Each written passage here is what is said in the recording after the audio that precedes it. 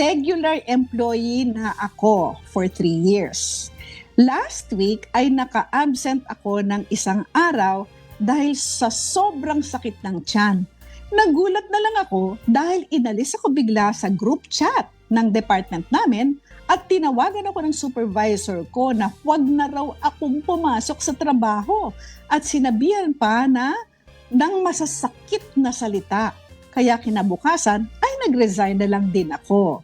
Gusto ko lang po sanang malaman, base po sa mga naranasan ko, pwede ko po ba silang idemanda? Ay, kaganda ng tanong. Sige po, attorney. Thank you very much. Attorney Oliver, ano pong isasagot po ninyo dyan?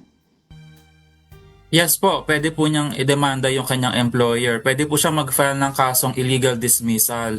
Una-una, bago po patawan ng parusa ang isang empleyado para sa anumang paglabag ng company policy na nagawa niya, dapat po ay merong pong investigasyon na gagawin. No? Kailangan mabigyan po siya ng opportunity na sumagot at ipaliwanag yung kanyang side. No? May tinatawag po kasi tayo na procedural due process sa ating labor. No? So kapag wala siyang tinanggap na notice to explain kung saan sinasabi doon, ano ba yung na-violate niya, tapos pinagpapasa siya ng explanation, may violation na po sa kanyang right to due process.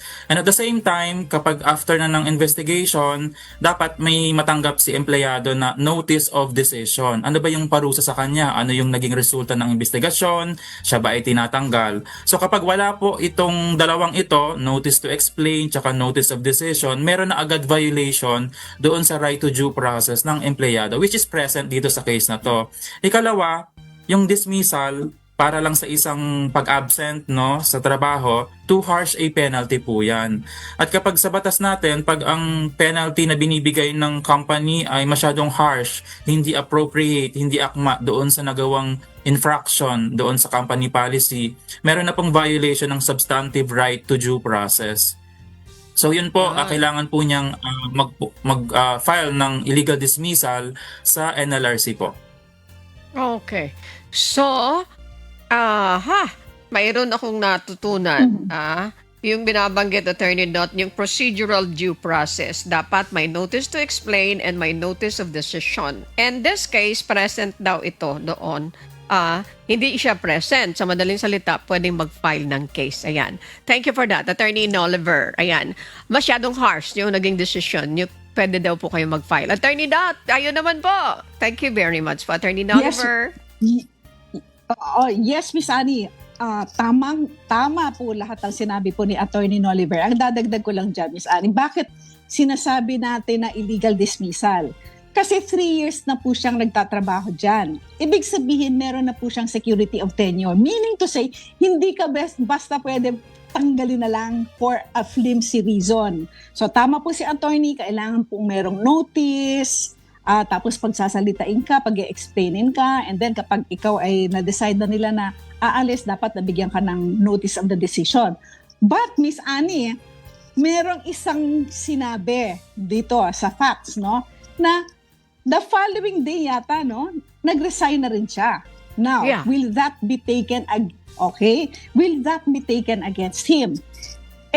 Kasi Miss Annie, kung makikita mo yung facts, tinanggal siya dun sa GC, pagkatapos sinabihan siya na wag nang pumasok, no? So, on the one hand, merong illegal dismissal, 'di ba?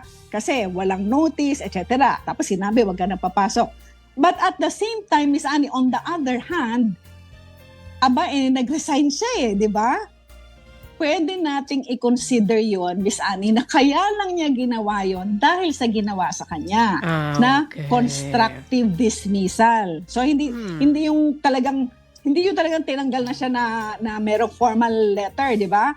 Kumbaga, tinanggal na siya sa GC, pinagalitan pa siya, pagkatapos sinabihan na wag nang papasok. Constructive dismissal naman yon, Miss Annie. Ayan. So ganun din, illegal din yung ginawa sa kanya, Miss Annie. So yes, just like what Attorney Oliver said, pwede po siyang pumunta sa Department of Labor, sa NLRC, mag-file po siya ng kaso for either illegal dismissal or constructive dismissal, Miss Annie. Ayan. So, napilitan siya.